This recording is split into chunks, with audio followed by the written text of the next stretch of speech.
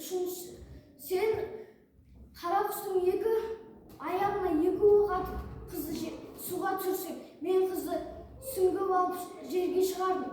Сол үшін қыз маған тұрмысқа шығады дейді.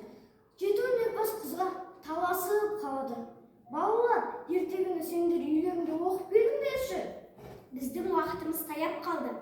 Асылжан, балдар осы ертегіні түсіндірме екен. Өз ойымызды айтып, бұларға сұрақ қойып көрсетейік. Жеті өнерпаздың бар екенін қанға кім жеткізді, балдар? Нұрасыл, айта ғой.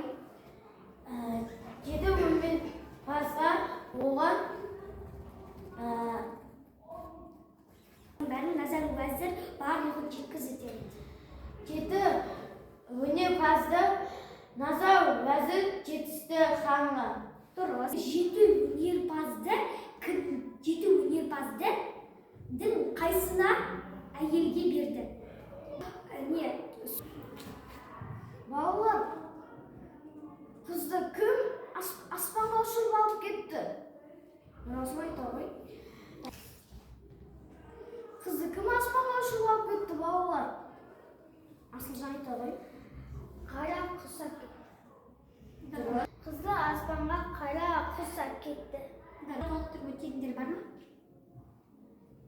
Келесі сұрақ, жеті өнерпаздағы кенже ұлы қандай іс атқарады? Келесі сұрақ, жеті өнерпаздағы қай бала аспаз? Руслан, айта ғой. Жетінші бала ол аспаз. Ол балаларға тамақ береді.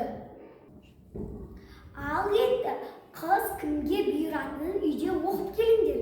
Балдар, біздің уақытымыз таяп баратыр. Біздің уақытқа берілген уақытымыз шектеулі. Ал балалар, бүгінгі көптеген ақпарат айтып бөліскендерің үшін және де көптеген